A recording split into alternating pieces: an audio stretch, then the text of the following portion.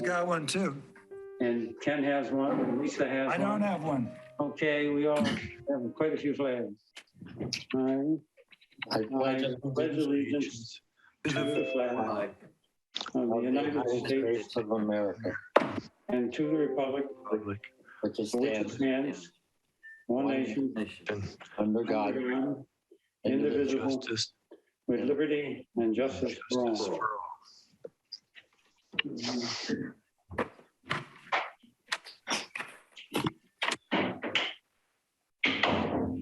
Okay, let's close the door.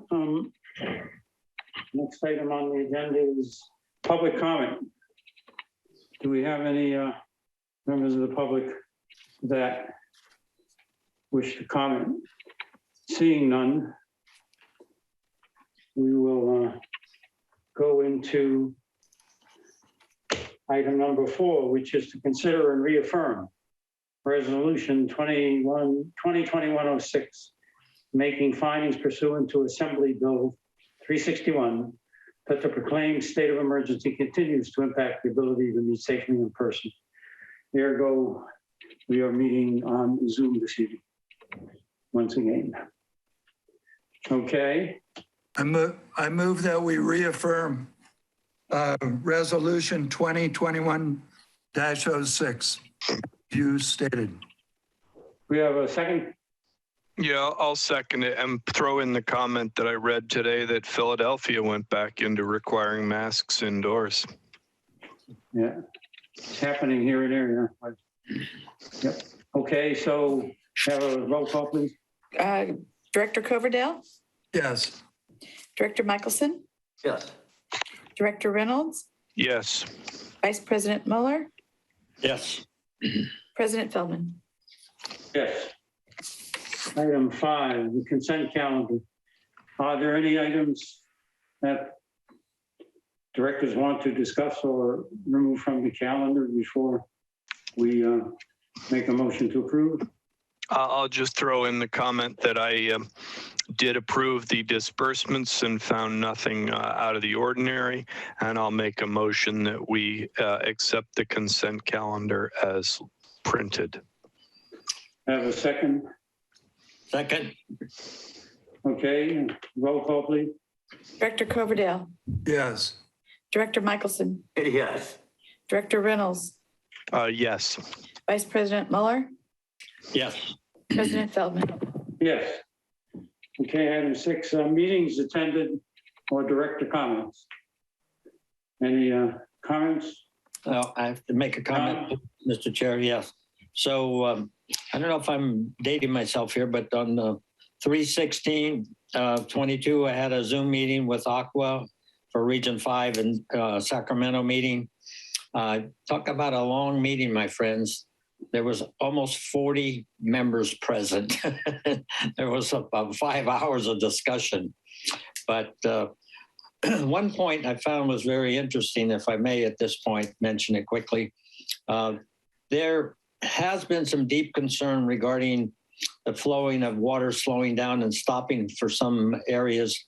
That social unrest we're very concerned about could be happening, unfortunately, to members and also employees with social unrest going on if water keeps getting cut back. That was discussed there.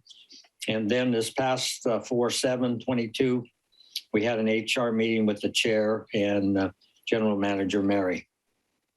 Okay. Those two were recent.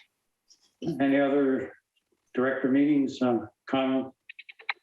Hearing none, we will move on to general business.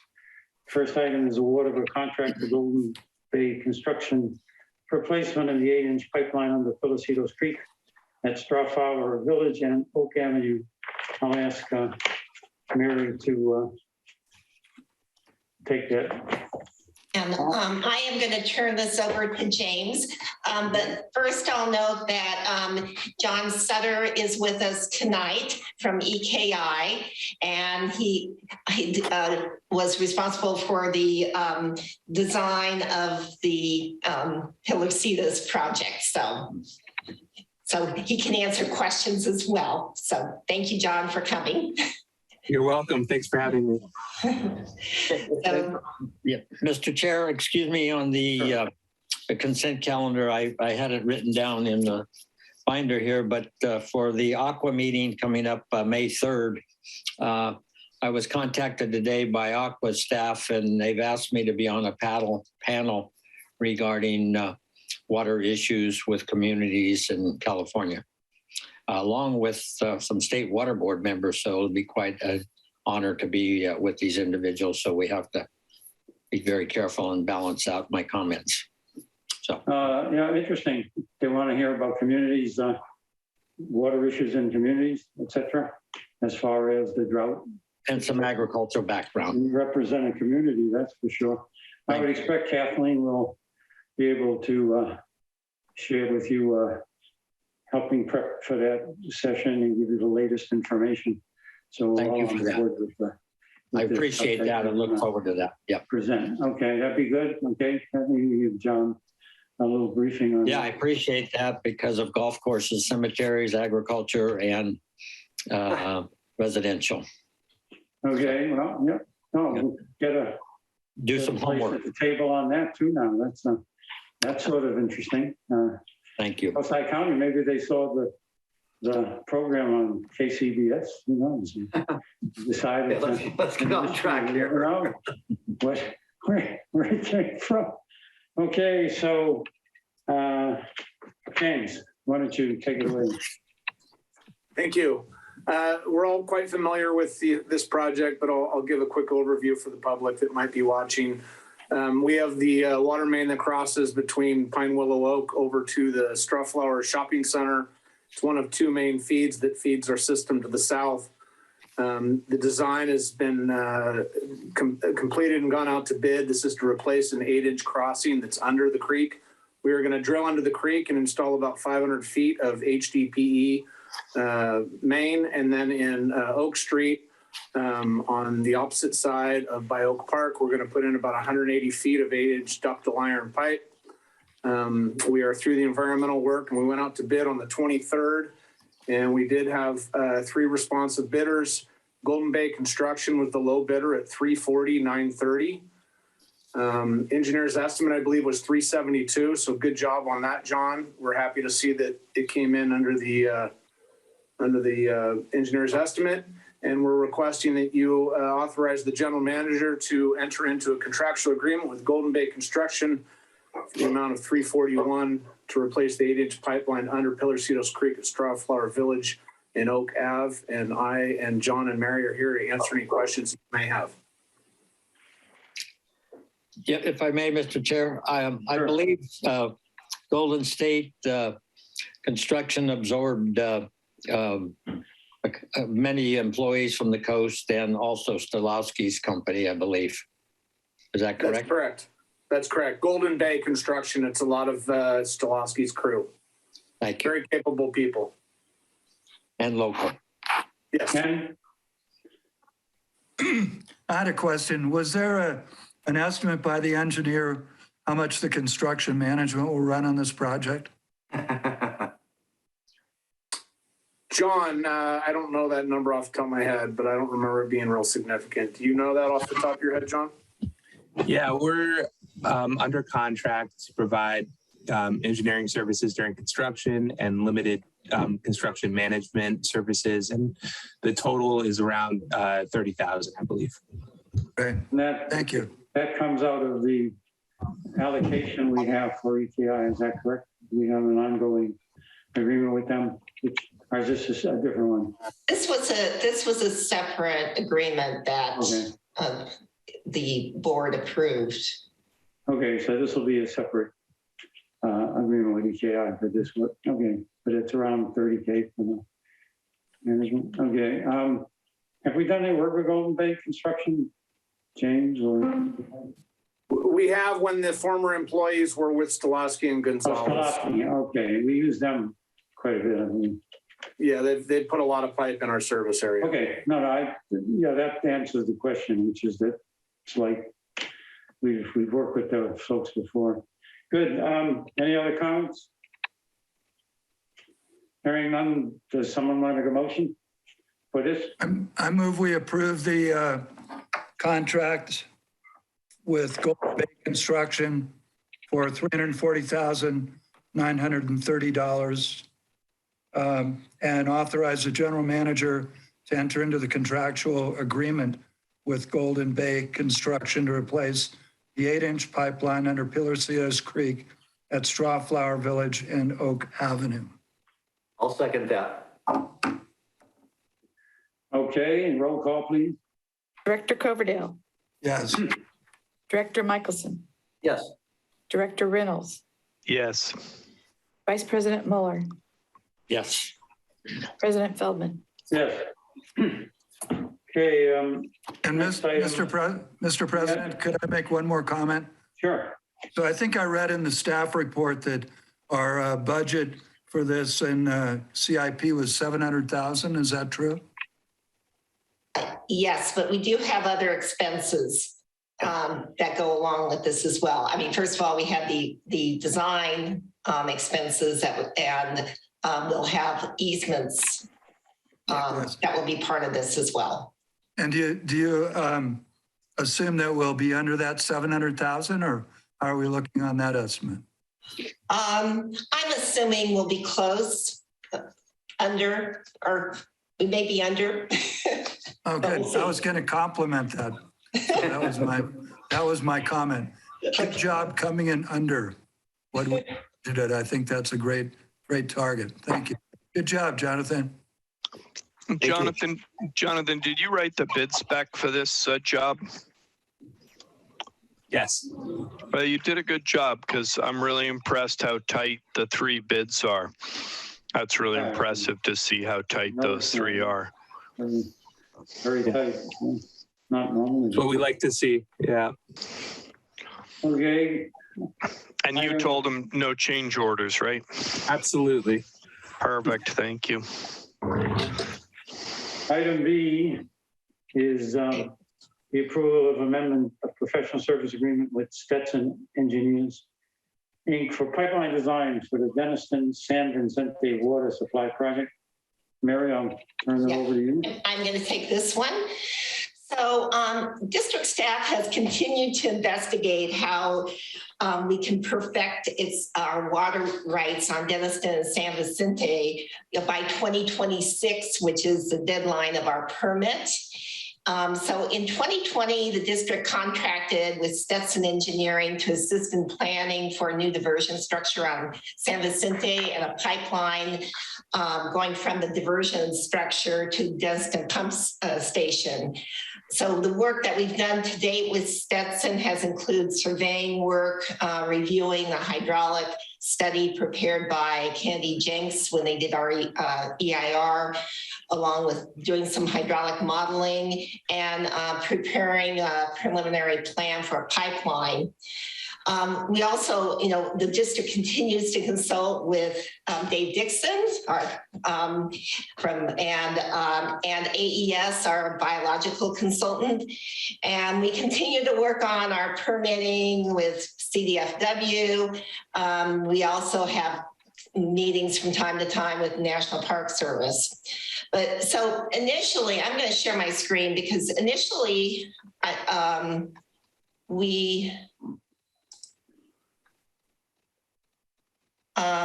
assume you can see my screen.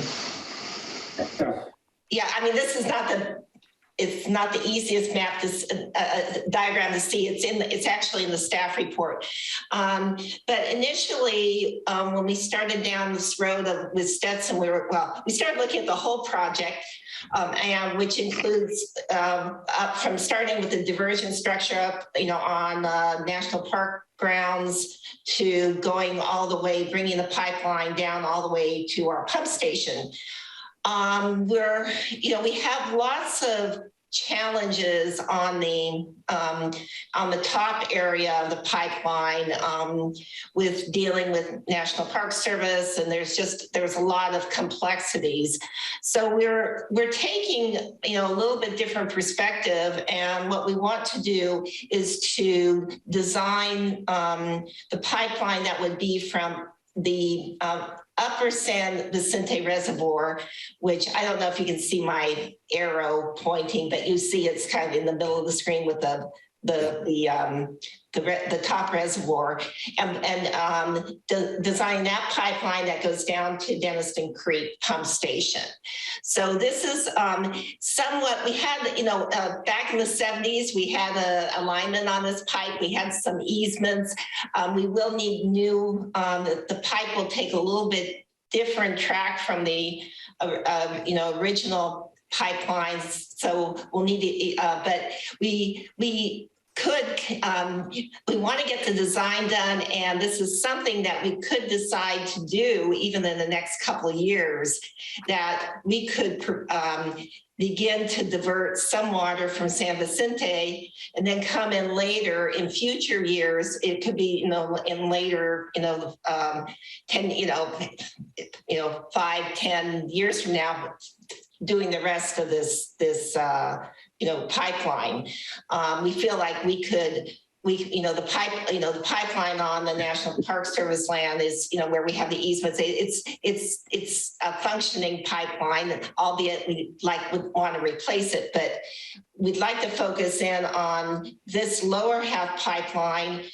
We feel like we can work, in looking at the design, we're looking at it being bi-directional, that we could potentially move water, from even from Denniston Creek up to the reservoirs or vice versa.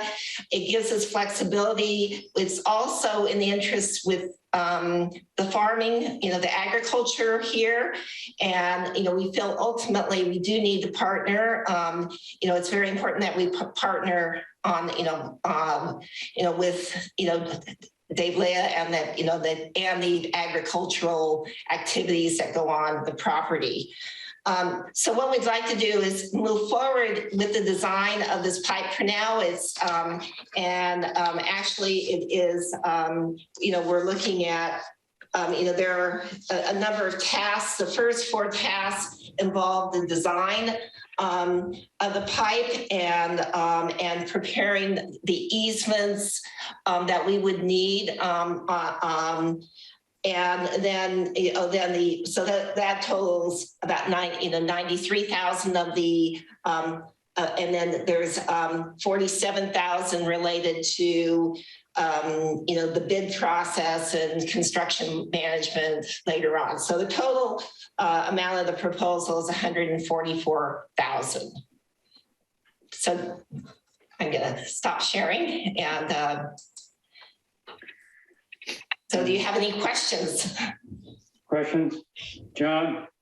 Yes, may I make a comment? I had the privilege on my duties yesterday to go to the outfall of San Vicente, and I was very impressed by the flow going in off the cliff. So it's not going into a lagoon and the fish can't get up to that creek. It really dead ends there off the bank. And so, but it was flowing pretty impressive yesterday. So I didn't realize how much water was getting by there. So I think that's a great investment for us to pursue from the looks at it of yesterday during a dry year. Other comments?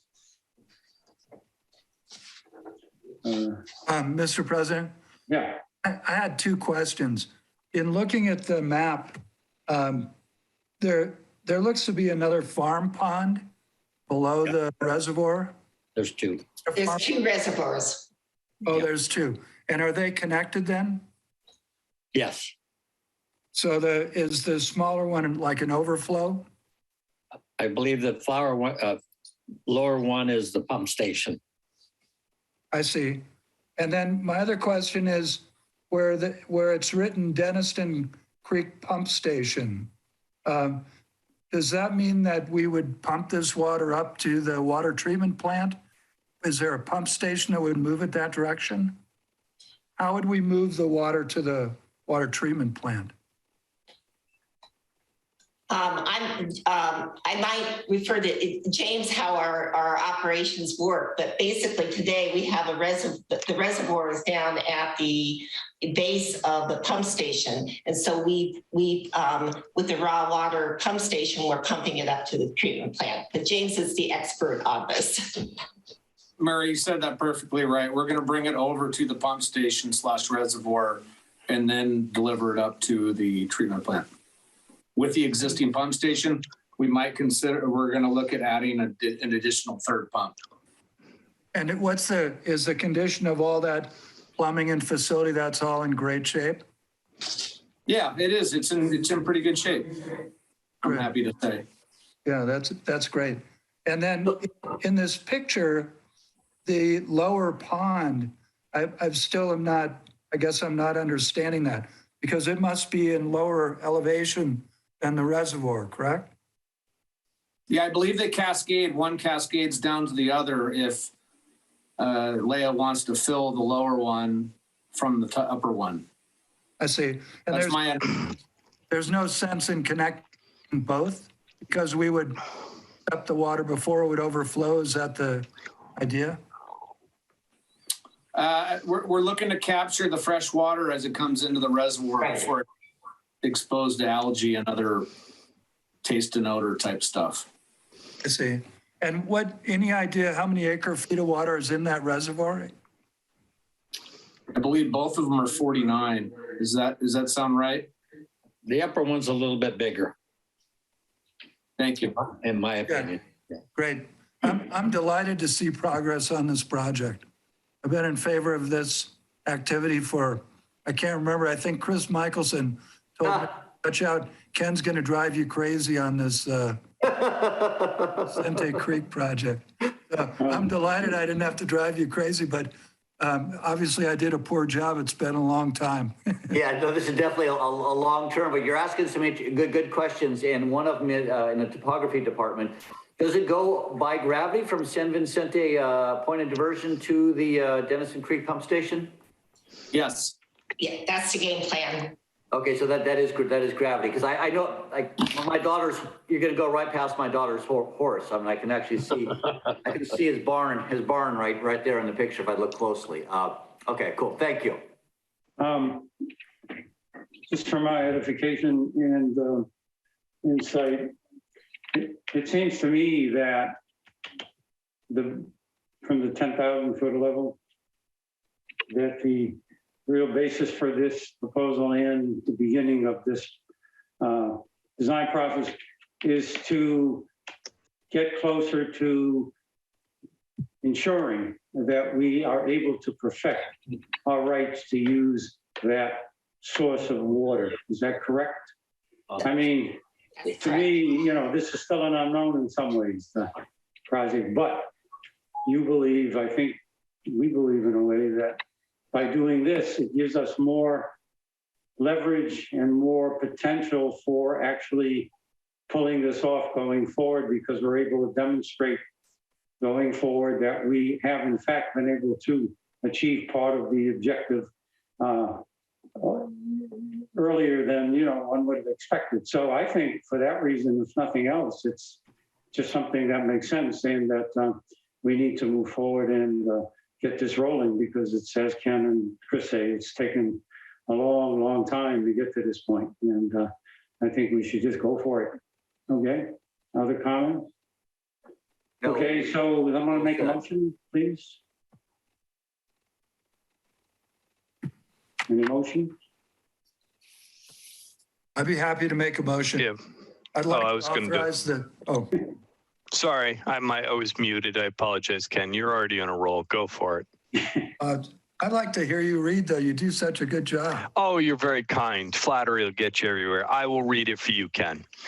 I'd like to make a motion that we authorize the general manager to amend the professional service agreement dated July 21st, 2020, with Stetson Engineers, Inc., Stetson, to include the pipeline design for the Denison/San Vicente water supply project for a time and materials amount not to exceed $144,298. Second. Okay, have a roll call. Director Coverdale, Aye. Director Michelson, Yes. Director Reynolds, Yes. Vice President Mueller, Yes. President Feldman. Yes.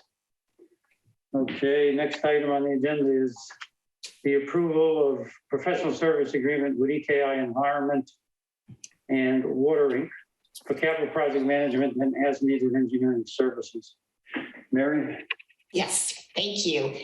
So in fiscal year 2018, 2019, the district engaged EKI to assist with overall management and planning of the district's CIP projects and in maintaining the district's hydraulic model.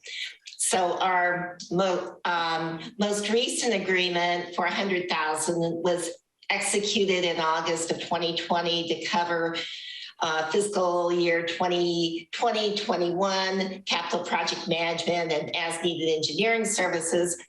We're past fiscal year 21, so we've been able to carry that 100,000 through to April timeframe, but now we're out of money on that contract.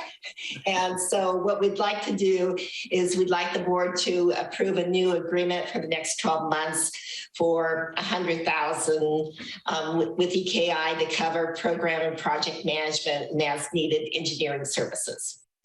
So, and I will note, just, it includes the hydraulic model, and we're also, expanding the work to include help assistance with some of our mainline extensions and other planning work. So, anyway, if there's John Sutter is here to answer your questions.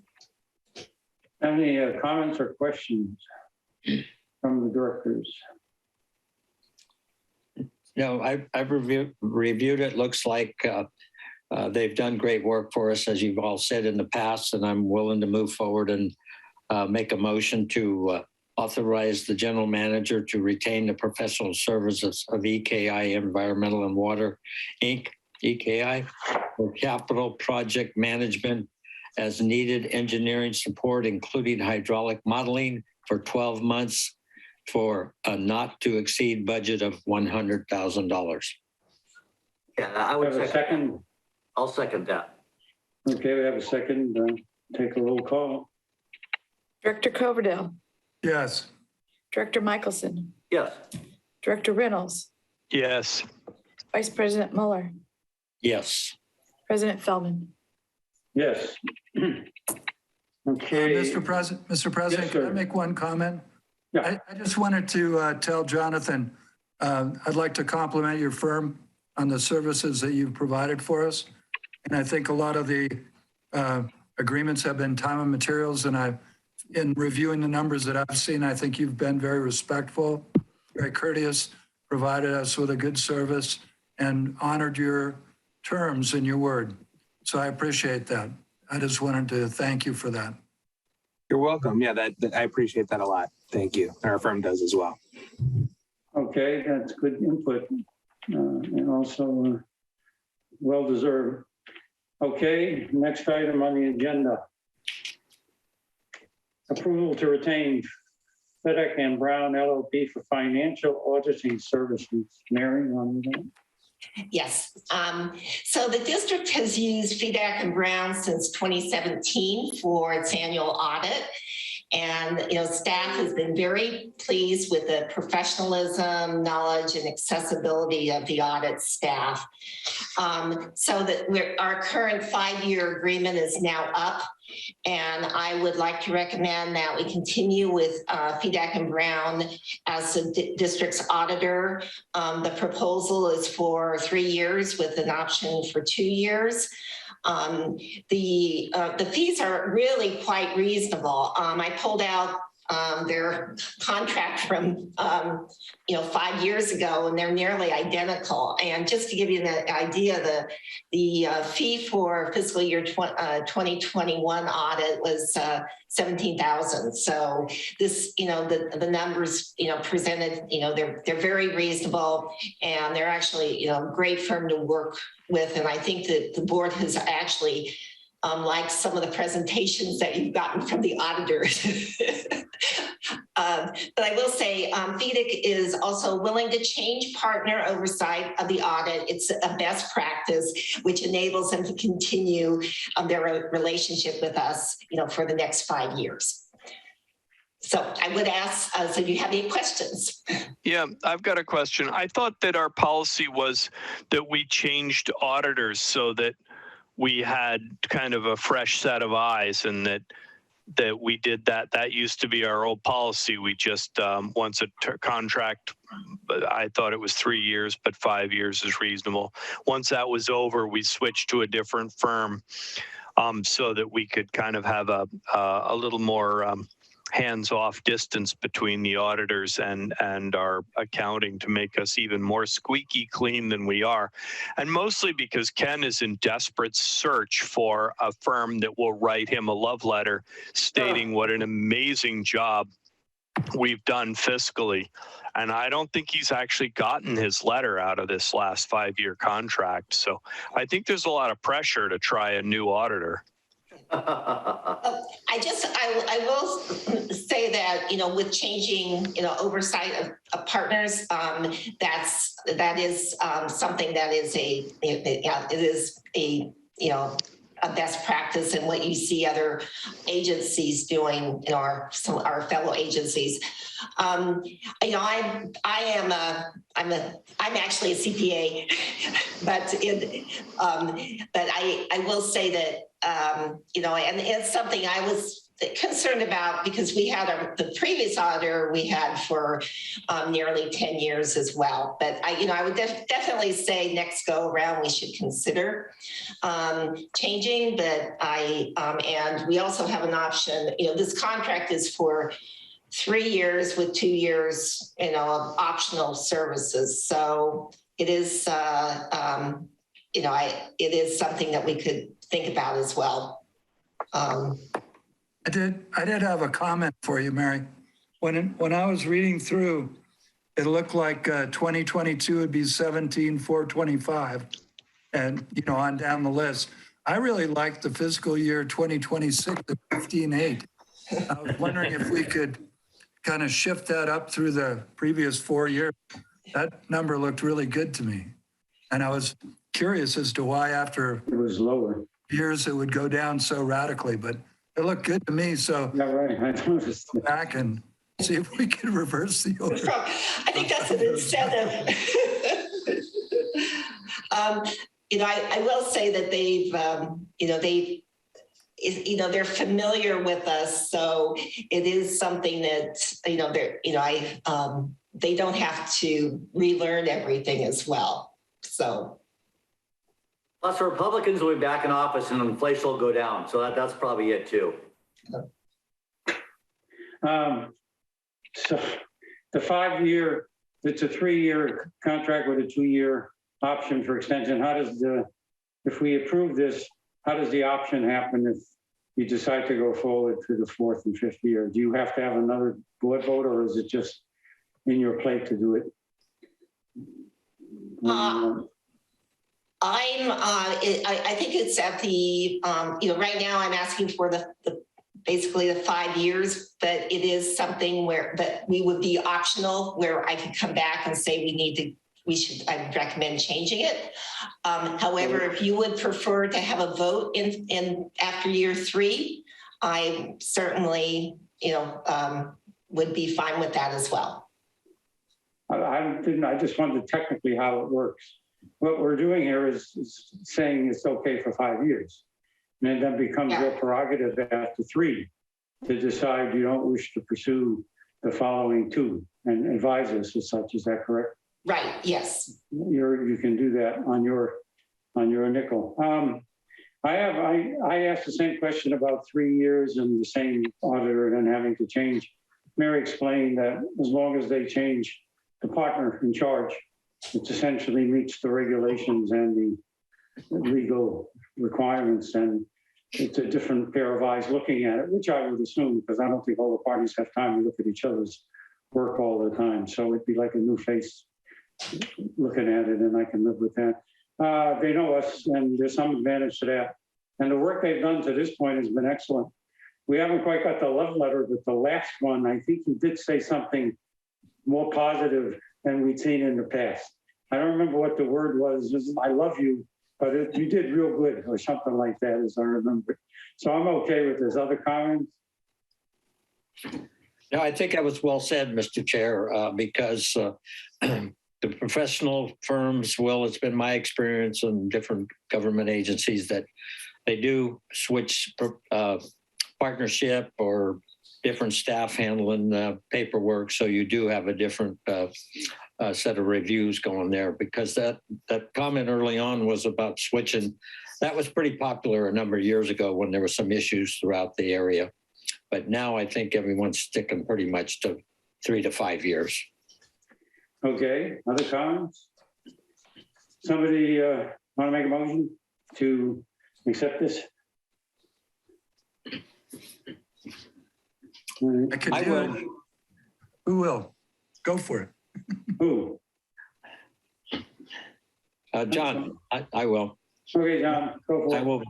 I will move to authorize staff to retain the services of Frederick and Brown LLP to audit the district's financial records for the fiscal years ending June 30th, 2022 through June 30th, 2024, and optional years, fiscal years ending June 30th, 2025 and June 30th, 2026, as noted, not to exceed fees plus out-of-pocket expense. I so Have a move. second? Second. Ken, did you second it? Yes. Okay. Thank you, sir. You're Roll welcome. call, please. Director Coverdale, Yes. Director Michelson, Yes. Director Reynolds, Yes. Vice President Mueller, Yes. President Feldman. Yes. Okay, next thing on the agenda is the quarterly financial review. Okay. Turn it over to Mary. Yes, thank you. So we are 9 months into the year. Year is going fast. And I will say that we are in favorable shape against our budget. I decided to prepare something for us to just walk through. So I'm going to share my screen. So first of all, just in general, our total revenues are 175,000 above plan. We were below in water revenues by around 165,000, but we actually had higher than planned tax revenues and ERAF. So that brought us to the, to a favorable variance on revenue. I've summarized some of the expenses. So all in all, we're also favorable on our operating expenses to date by 458,000. That's made up of, we have a 315,000 positive variance on our water purchases. And that, partially is due to we had lower water sales, but really, the big impact, we got that wonderful rain in October and December. And so we're able to utilize our local sources. So, which was great. So that was, because we really, with being in the drought, we were, it was going to be iffy about using local sources. So that was great. Now, part of this is that we did some rehab, about 62,000 over our, 80,000 worth of work, but 62,000 over our plan on the maintenance for the wells in Pilasitas Canyon. But this work actually paid off multiple fold because we actually increased our production from the wells 50 million gallons, which equates to about 250,000. We're about $5,000 per million gallons with SFPUC right now, before any rate increases, which they're having in July. But that's a big chunk of this. So, you know, this work that we did on the wells was just, you know, really paid off. So we're, you know, very, you know, excited about that and really, you know, congratulate staff on, you know, coming up with all the different fixes for our various wells. So we also had, you know, vacant positions. We had, you know, some of our, you know, our O&M work are up at Nunez, you know, we had savings because we're not, you know, it's so busy up there. I'm not sure what all we could do up there, but it is a, you know, there's a lot going on. We did have, you know, just jumping down to expenses, we spent $30,000 on our redistricting. You know, hopefully that we only have to do that every 10 years now. We have, you know, and under, you know, our office administration, we have had almost 30,000 in COVID-related expenses. More, you know, we have more janitorial services and things, you know, going on with the office, and we also we're seeing higher, you know, billing and credit card processing expenses as well. Maintenance, we're 34,000 over right now, but that's largely due to, we had to do some road repairs in Pelosias Canyon and do a fair amount of tree removal over, you know, largely related to storms.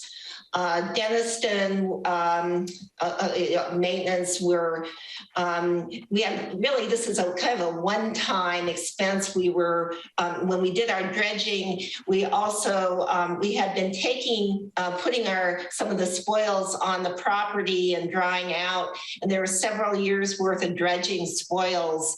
So we removed that. So that's what this variance is about.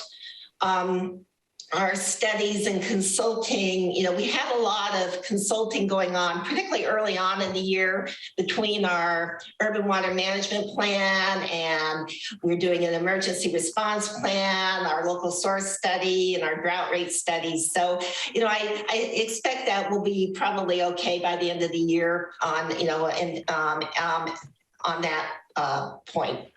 So this is, you know, basically, so, you know, in the end, you know, between your favorable 458,000 on expenses, 175 on, you know, on our revenue, you know, we'll see how we go through the next, you know, with the next 3 months. You know, part of it is, you know, we probably should be seeing some reduced revenue, given the, you know, if people are obeying our rules about the drought. So, you know, we'll see. You know, I'm not, you know, keeping all those eggs in one basket, but it is, you know, but we are in good shape right now. So I have a question. Do you happen to know where the dredge spoils went? James can answer that. I believe it went to Hawks Mountain after it was approved. Oh, you know, historically, I know I've had some of the horse ranches ask me about it because it tends to be really sandy and it makes for good, it's good footing for arenas. I'm not sure if that's still the case, but I don't know if it was offered up to the horse ranches, if indeed it was, you know, it was sandy enough. And it's, gosh, sure beats paying Hawks Mountain. Anyway. Yeah, what we offloaded was kind of the muck. Okay. The nice sand. The nice sand we use, and we have given them sand over there for when they abandoned some septic tanks and needed some fill. Yeah, okay. When they need sand, we share it, and Andrini and us kind of share it. We use it here for backfill. Okay, no, thank you. Yeah, we keep the good stuff. Okay, good. Yeah. Other comments? Well, certainly a good financial report, and our reserves are strong year to date, 633, I guess. Just I'm sorry. a very brief question, John. Mary, I think as everyone said, it was wonderful. The last sentence on the receivables there, 67 accounts, and your next upcoming agenda talks about the new legislation from the governor. Does that have any impact on what you're reporting right now on this agenda item to the next one coming up on your general manager's report? It will. I mean, part of this is, understanding, with our past due accounts, they're a lot, they're more than we've had in the past. But we do have this low income assistance program that we applied, we've applied for, we're approved for. And what we can do starting in May is to direct our customers who are past due on their accounts to apply for a one-time benefit. Thank you. I didn't mean to jump ahead on you. So that's you just got my report on that item. So okay. But it is something where it is concerning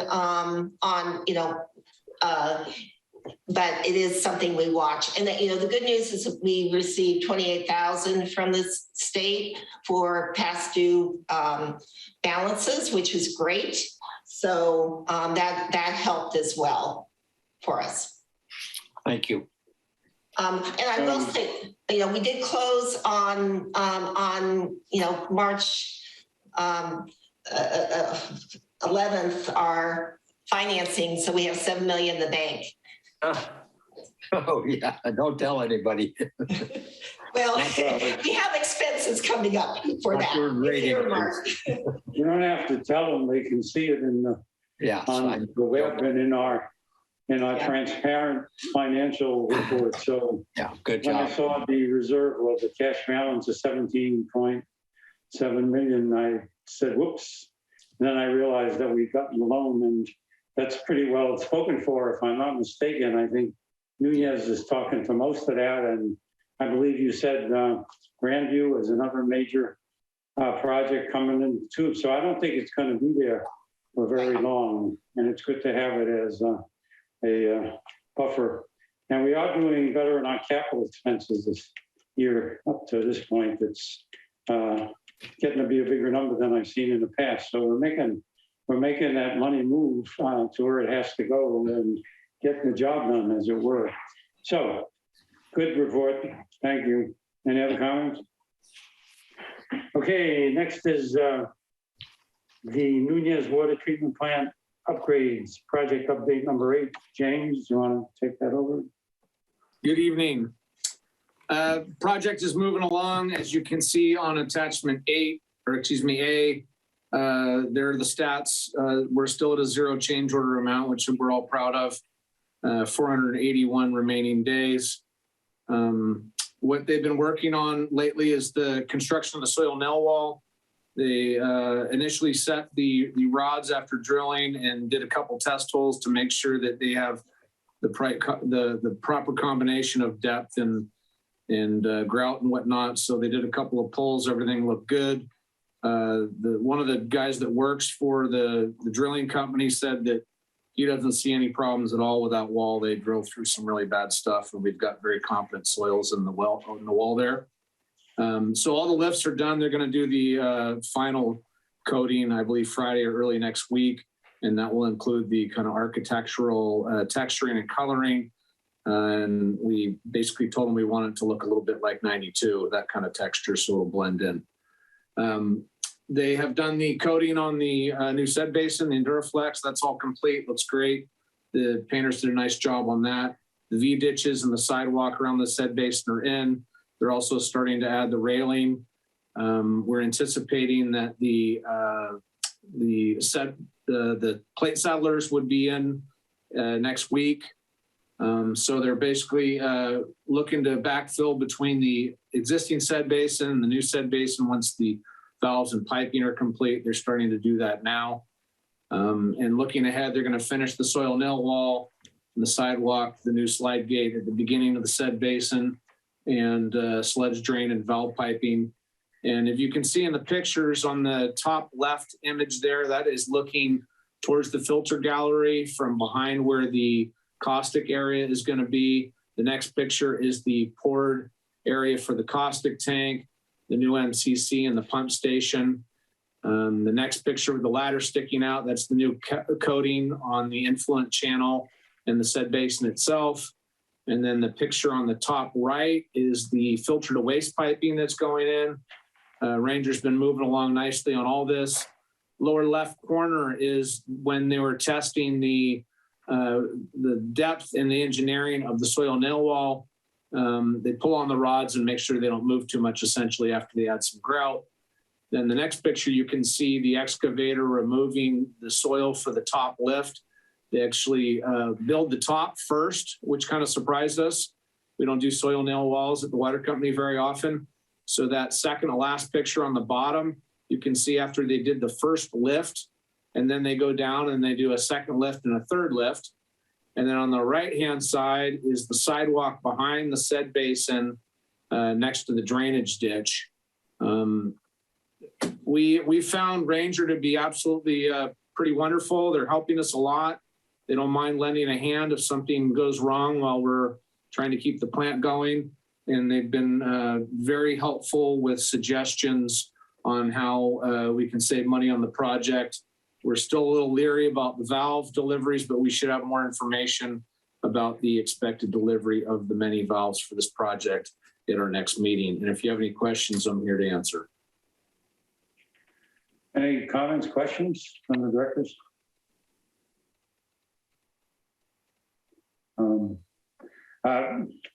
It looks like it's moving right along there, Jim and James. It's certainly looks a lot different than the first set of pictures we saw, and probably got to get over there and take a look at it again because it's going to look a lot different than I remember from my first go around. So we'll be back to you for that. And I'd say I'm glad that it's going on schedule at this point. Hopefully the valves will show up and we'll be maybe able to close this early and take that as an accomplishment too. And that would really be a great feather in our cap as well. So good job, and keep up the work, and give our thanks to your staff, and thank them for their persistence and work on this project, which is really a major effort on top of all the other things that we have to do. So we appreciate it.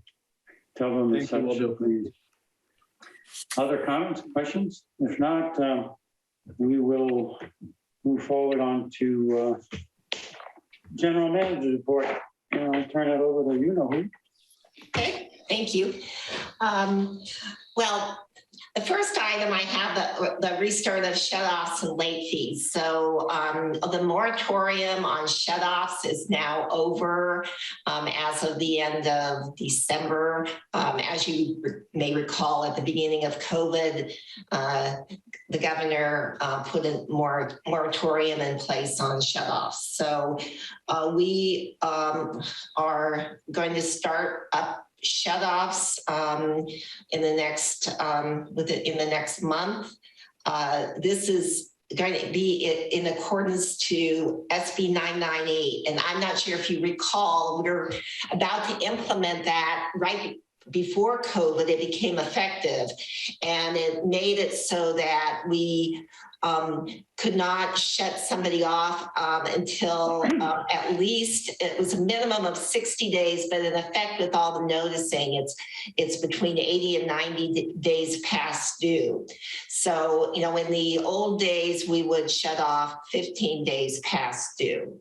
So we do, as you saw in the AR report, we do have a number of customers, I think it's 61, we said that right now fall in, some of that category.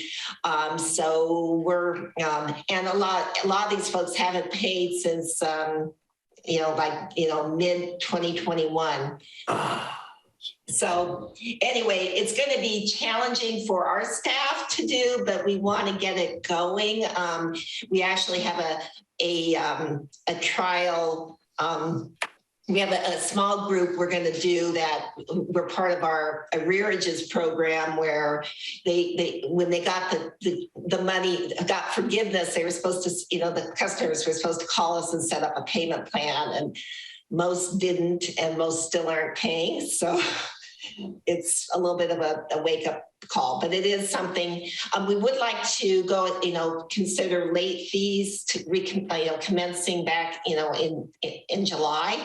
So that would be, so we want to get out some noticing on that, though, to give our customers plenty of notice that we'll be starting late fees again.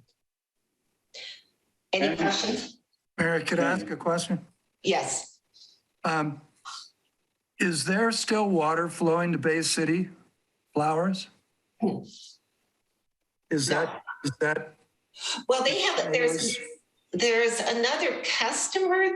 I don't know if there's a tenant there right now or not. We don't know. We have not serviced Bay Cities for 2 years. Basically. Yeah, that's what I thought. And there's no potential recourse with bad debts with them. Did they?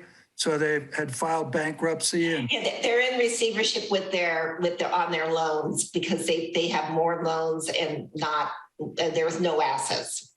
Yeah, that's sad. I just was so shocked at how much money it was. Yep. We wouldn't be on the top of the write list. off. It just represented 90% or more. Yeah, no. Shocking. Sad. On the people who have not been able to pay, we are now in a position where we can notify them that their water will be shut off at some point going forward. Yeah. There's a process for that. There's a process. It takes 60 days more.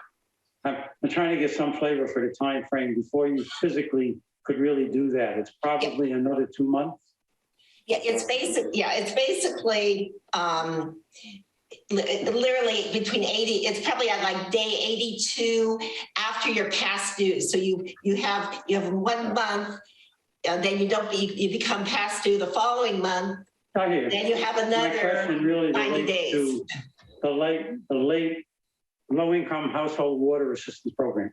Is there a way for us to tell them by letter or some other missive that this program that is there to assist them in getting money, which we are a member of, and get that out right away so they know that we're trying to do everything we can to help them to figure out a way to pay their bill?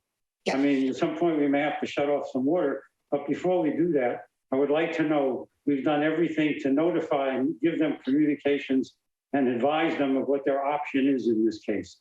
So is that part of what your plan is? Yes, that's part of what we're planning. After the 60 people or so who are struggling. We're part of the whole SB 998. We're supposed to do a number of phone calls, a number of outreach of saying, sign up for a payment plan. A lot of work. Yeah, it is. We'll do everything we can to help figure out with them a way to pay the bill before we actually have to turn the spigot on. That's all I'm trying. Exactly. I hope we get we don't have to shut any of them. Right, I hope that's the point. I'm trying to do something to. Yeah, we want to do everything. We never have to do that, but that's why I'm asking. This program seems to be helpful, and it's definitely something we've got to make available to them so that they know about it, because I'm not sure they all know about it, obviously. Yeah, I mean, unfortunately, if you go to the website right now to sign up, you can't. So we can't really communicate it until really there's a mechanism for our customers to sign up. But, sounds like the way it works. Okay, thank you. Yeah, and then comments. Sorry.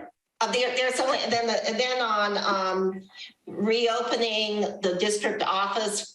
We are planning to open on Monday, May 2nd, assuming that we're in good shape on the COVID front. Tentative, okay. Are we having an opening party with cake? No. We're 1,000 of our closest friends. Yeah. We'll reserve that for the 75th birthday party.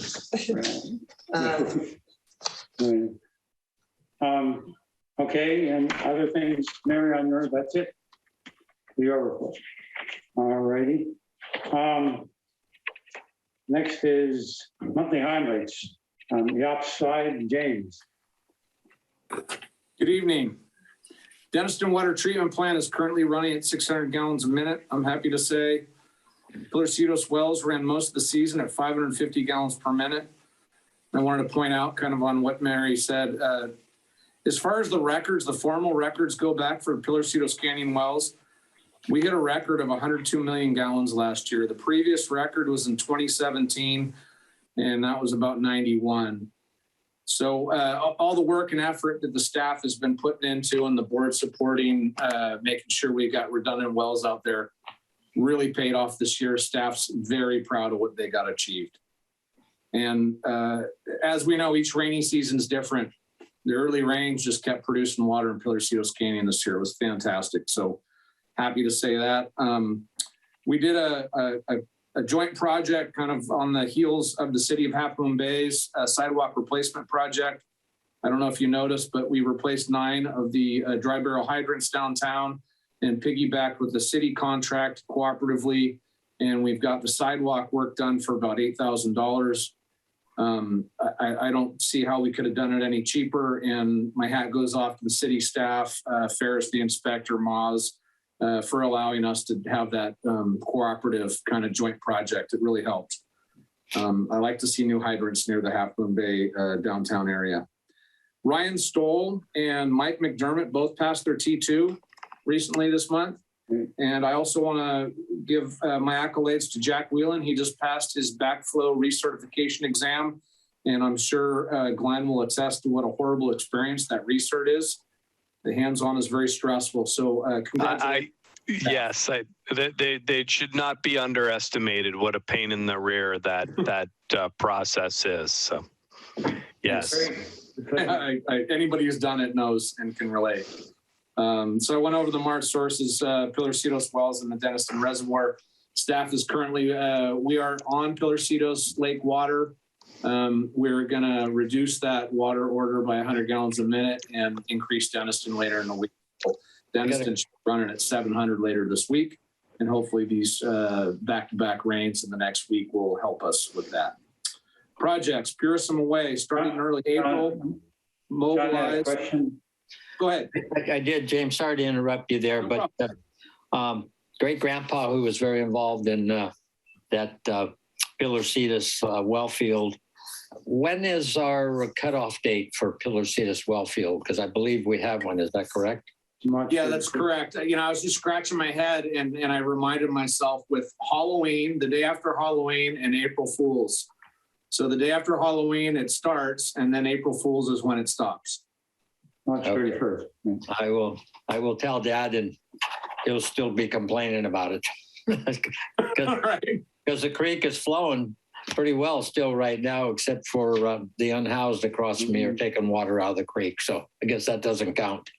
Yeah, it's kind of a shame. We all cringe when we have to turn the wells off when all that water's going by. But April 1. Okay, thank you. You're welcome. Purissima Way started in early April, mobilizing their drilling, their welding in saddles for connecting the new services. So they're moving along there. Pre-construction meeting for the Denniston Road repairs happened last month. Contract will mobilize in April.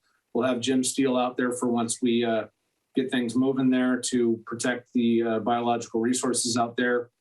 The LED lighting project, upgrade project at Nunes, Crystal Springs Pump Station in Denniston is complete. They came in here in about a week and replaced 200 fixtures. They did a great job. So we're happy. We've got better lighting in a lot of the darker areas of these facilities, and we'll be saving money. So we're happy about both of those things. Nunes Water Treatment Plant Improvement Project, I went over that already. EKI, Grandview Highway 1 crossing is out to bid. The bid opening is on the 28th of this month. We're doing a pre-bid tomorrow at 11 a.m. John Sutter will be helping with that. Pilarcitos Crossing, we've talked about that. Miramontes Point Road, design is expected mid-year. In the Half Moon Mid-Tank project, HDR has completed 60%, and we have shared the plans with the city, and we're going through the feedback with them. And Mary and I are reaching out to environmental firms to handle the SEPA side of things. And if you have any questions, I'm available. Any questions? One comment. Given the information that we've seen tonight thus far regarding the well performance, Denison Wells and the wells,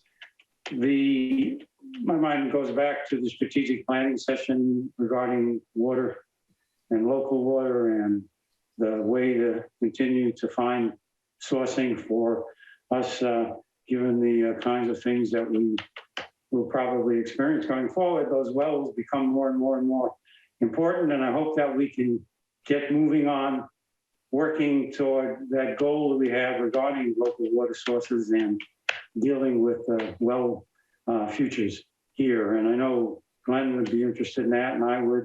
So we hope somehow we can start to make some movement in that particular program project or exploration, as it were, because that's a good word for that. So just wanted to bring that up as a follow-on to well discussions. Okay. And now, last but not least for this, our regular meeting, I want to ask our future or present and soon to be Emmy nominee for best reporting on the drought conditions in Northern California, Kathleen Brennan, to talk to us about water shortages, emergency warning, and public outreach upgrade. Okay, quite an introduction there. So since we last met in March, we're with the special meeting that we had to adopt the new ordinance and the water shortage emergency, Governor Newsom signed a new executive order directing the state board to consider adopting additional emergency water conservation regulations. So we should be hearing more about that. There's a public meeting at the end of this month regarding that. And then we expect the water board to make their if they're going, whatever they're going to pass sometime in May, probably at the May meeting. So it's possible that we may have to go back depending on what the state, the actions that the state board takes. We may have to update our ordinance with additional restrictions or prohibitions. So we would probably do that either June or July timeframe. The April 1st snowpack water content reading was very underwhelming. It was not as positive as we would have liked.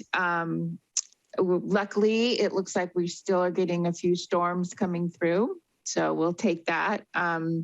But definitely looks like we will be experiencing drought conditions through the rest of 2022. So we expect around April 15th for San Francisco to give us their update on water supply conditions based on the April 1st snowpack readings in their watersheds. So probably next month we can go ahead and share that with the board. So we had a busy month of outreach. So since we passed the ordinance, I've been working with our web designer to update our website. I'm hoping that all of the information will be posted by tomorrow afternoon. I've given approval to our web designer to go ahead and post everything that we've worked on. So look for that under the Save Water tab. And we also sent out notifications to our customers, reminding them of the Water Smart program. So if they haven't, to sign up for that. We reached out to our dedicated irrigation customers to remind them of restrictions, and we will continue to do that going forward with outreach for specifically for the ordinance. And I'm working with San Francisco to possibly have them help us design a new banner for that front brick wall where we currently have a banner, but to update it with more current information regarding our restrictions and prohibitions. So hopefully that's a success and they're able to help us. If not, then we'll just move forward with our own designer. And I think that's about it. I did attach the fact sheet that we created for the ordinance at the back of the staff report. So we hope to mail this out by the end of the month to all our customers. So I'm working on that right now, trying to make arrangements with a printer and get that mailed out. That's the last 4 or 5 pages of, it says draft. It's Let me ask draft, this, it says, the word that caught my attention says mandatory water use restrictions. I thought they were, my understanding at this point, they were voluntary. There's some restrictions that are there are mandatory restrictions on water use, mainly related to irrigation and water waste, not letting water run, So those are the mandatory. Some of the voluntary is the trying for our residential customers to meet the 50 gallons per day per person threshold. That's voluntary. Okay, I'm sorry. Mm-hmm. So you included the ones that are not voluntary in this document, in this attachment. Yeah, the focus is really on the restrictions and water waste.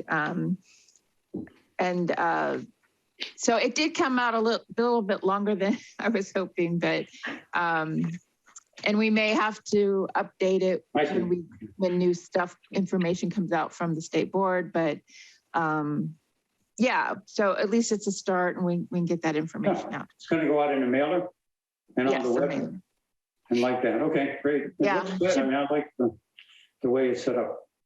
Yeah. Personally. Yes, John. Yeah, if I may, Kathleen, May 3rd, I don't know if you heard, but I was asked to be on a panel up at the Aqua Conference. And maybe before that and after this April date, we could visit for a few minutes in your busy time to kind of review a couple of your professional comments that I should be aware of to take to the discussion at Aqua Conference. Sure, okay. No problem. Yeah. Okay, don't forget, because I need some good note writers. Okay. My wife says, ask your staff. Thank you. Any other comments on Kathleen's report, which is excellent as usual. All right. Now, last is the request for, let me check here.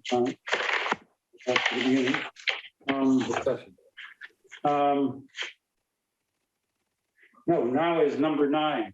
So we have to convene to a closed session at this point. So do I have to say the time that we convene to the closed session? It's now 8:14 p.m. and we're going to convene to closed session going forward to discuss conference with real property negotiations pursuant